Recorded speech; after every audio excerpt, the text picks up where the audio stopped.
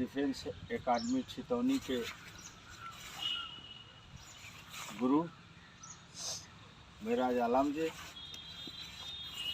और पूर्व उप प्रधान छितौनी उपस्थित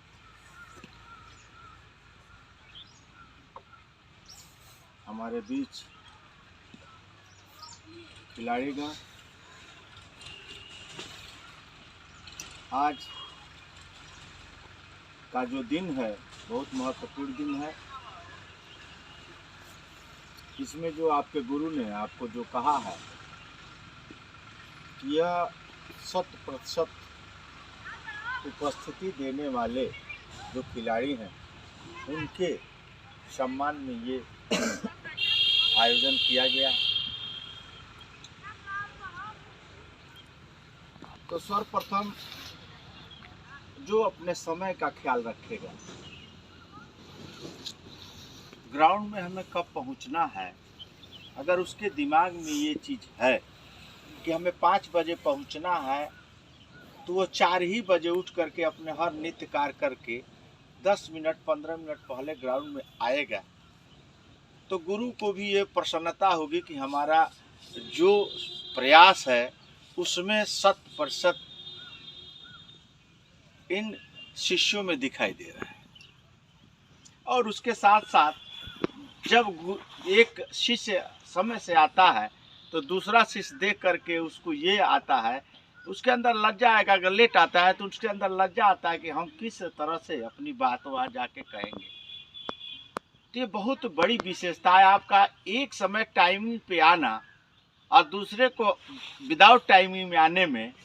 गुरु से वो नहीं कुछ कहेगा, लेकिन वो अपने मन में जरूर ये कहेगा कि आज हमने जो काम किया है बहुत गलत किया है, वो अगला 2 बच्चे आ गए हम नहीं आए। तो इससे एक बहुत बड़ी ऊर्जा मिलती है और एक आत्मा में आता है कि हमको भी समय से आना हमारे गुरु के लिए लाभप्रद है, जो कि कार्य समय से अपना प्रगति के रास्ते चलना शुरू हो जाएगा।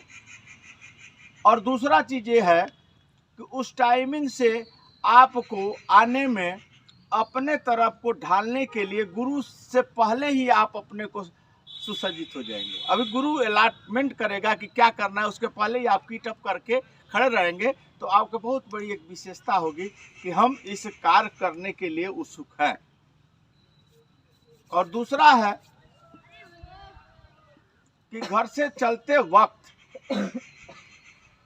घर के सिस्टम से भी घर के परिवार को खुश करने के लिए आपके अंदर शब्दावली होना चाहिए कि माई चाहे पिताजी जो भी हों, भाई हों, उनसे ये भी पूछ लीजिए कि हम 7 बजे आएंगे और कोई काम हो तो हमको आज ही बता दीजिए कि 7 बजे आने के बाद हम उस काम को भी करना चाहिए। तो एक और प्रसन्नता होगी कि घर के लोग भी कहेंगे चलो कम से कम बचवा हमारे घर के विषय को भी यहाँ पे बता गया कि 7 बजे के बाद हम अपने काम में लग जाएंगे। तो ये 2 विशेषता बहुत बड़ी अच्छी चीज़ है कि ना टेंशन नहीं लेते हैं आदमी, उसमें प्रसन्न मुद्रा में आते हैं। जो खिलाड़ी प्रसन्न मुद्रा में आता है उसका भविष्य आगे होता है।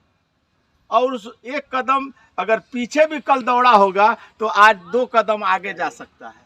ये बहुत विशेषता है। अपने को ऊर्जवान तभी आप मानेंगे जब आप डिसिप्लिन में रहेंगे, परिवार के साथ भी और गुरु के साथ भी, अपने मित्र दोस्त अपने खिलाड़ियों के साथ भी।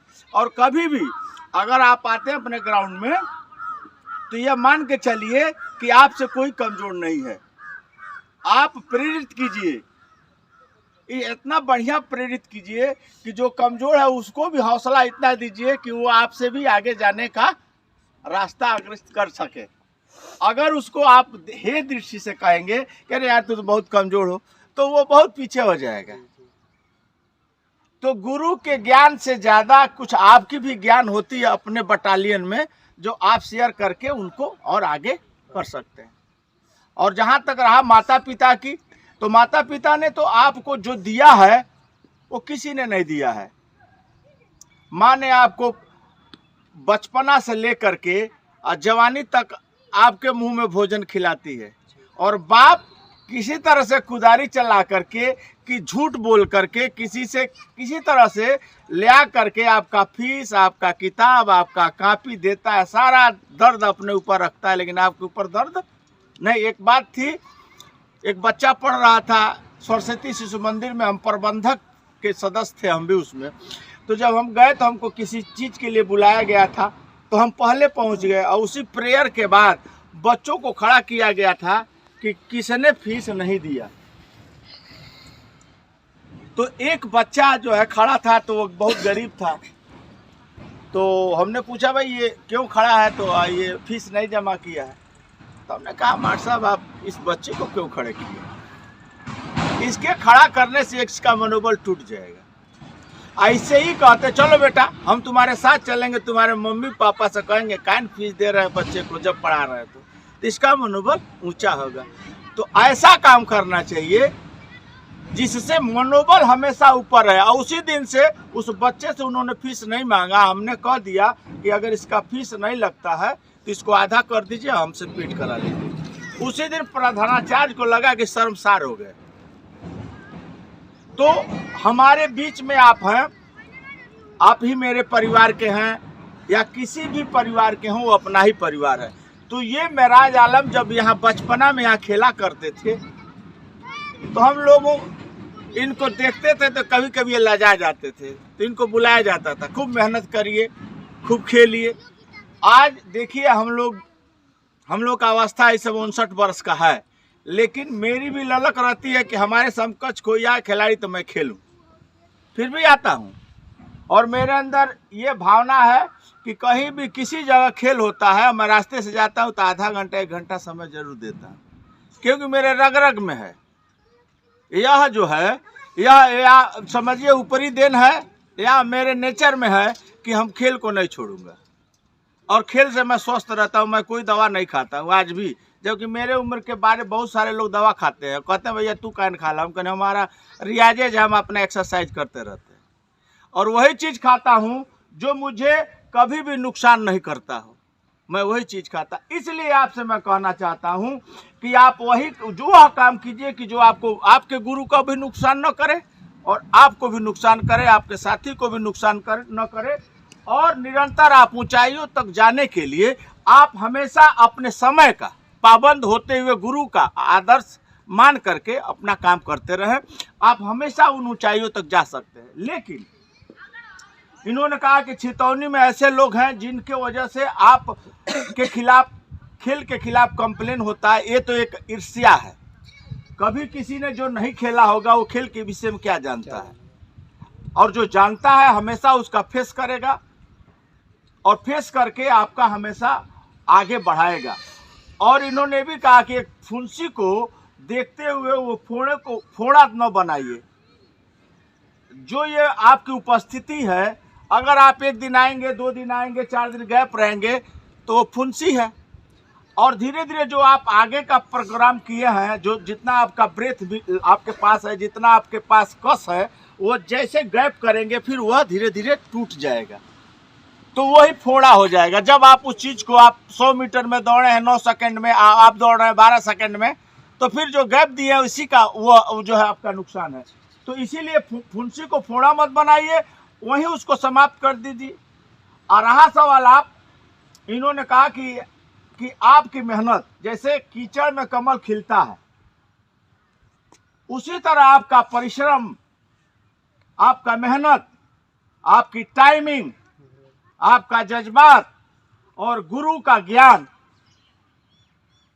आपको सोने में जो सुहागा डाला जाता है और डाल करके उसको तराश करके उसको 1 नंबर निकाला जाता है, उसी तरह आप 1 नंबर ढल करके कहीं ना कहीं किसी पद पे आप जाएंगे। आपके अंदर दृढ़ इच्छा होनी चाहिए। और मैं तो आपसे कहता हूं कि इतनी बड़ी छोटी सी जगह में इन्होंने जो ऊंचाइयां पाए थे और ऊंचाइयों के आज भी आपको वह ऊंचाई देने के लिए आज आतुर हैं, आप प्रयासरत हैं। तो इनकी मेहनत देखिए, रिटायर के बाद भी हर आदमी अपने परिवार में लग जाता है। रिटायर के बाद हर आदमी अपने परिवार में लग जाता है। भाई चलो 20 वर्ष तक हमने तो सिर्फ देश की सेवा की, हमने अधिकारियों का बात सुना, अब तो अपने परिवार में रहें। लेकिन इनके जज्बात इतना अच्छा है और इस जज्बात में आपको तराशने के लिए जो इन्होंने जो भी परियोजनाएं, जो भी योजनाएं आपके सामने ले आ रहे हैं, उसको आप अमल करते हुए इनके प्रयास का जो आपका स्वरूप है, आप अपना भी प्रयास इनमें समाहित करके उन ऊंचाइयों तक जाएंगे तो आपका भी नाम होगा। और वहाँ जब कोई पूछेगा कि आपका कौन प्रशिक्षण था, कौन गुरु था, तो जब आप नाम लेंगे तो वो भी गर्व से कहेगा कि ऐसा व्यक्ति हर जगह मिलना चाहिए, ताकि बच्चों को शिक्षा दे, दौड़ में जो बारीकियां उनको बताएं। ये बहुत बड़ी चीज़ है। और इस देखिए इनके मन में जो आज था कि जो 100% उपस्थित हैं उनको हम सम्मानित करें। यह भी इस बात को आपको सोचना चाहिए कि इन्होंने जो काम किया है वो 100% उपस्थिति के लिए आपको जो कहा है उससे आप सभी लोगों को प्रेरणा मिलेगी। और जो उपस्थिति में सम्मानित होगा उसको देख करके जो अनुपस्थिति रहते हैं उनके अंदर भी यह भाव जागेगा कि हमको इन्हीं खिलाड़ियों के साथ तरह हमको भी हमारी उपस्थिति 100% होनी चाहिए, जिससे हम भी सम्मानित हों। बातें तो बहुत हैं और इतना ही बातों में आप सब कुछ आप में समाहित है। और नित्य अगर इसी तरह से आप अपना काम करते रहे, आप हमेशा अपनी ऊंचाइयों को छूने के लिए हमेशा बहुत सादगी से आप छू सकते हैं। लेकिन जब आप गैप करके रहेंगे तो आप कितना ही मेहनत करेंगे तो आपके पीछे वाला आगे हो जाएगा और आप आगे होकर के पीछे हो जाएंगे। इसीलिए इनका यह जो है यह आज के सम्मान, इस 100% उपस्थिति में उन खिलाड़ियों के सम्मान के लिए जो आयोजन किए हैं, हमको जो बुलाए हैं, हम इनको अपने तरफ से हार्दिक बधाई और आप सभी लोगों के भविष्य उज्जवल के लिए कामना करते हुए मैं अपनी बात समाप्त करता हूं। और इन सारी चीज़ों को आपके अंदर मनन करने का आज का समय जो है उचित दिन है। अपनी बात समाप्त करते हुए जय हिंद, जय भारत।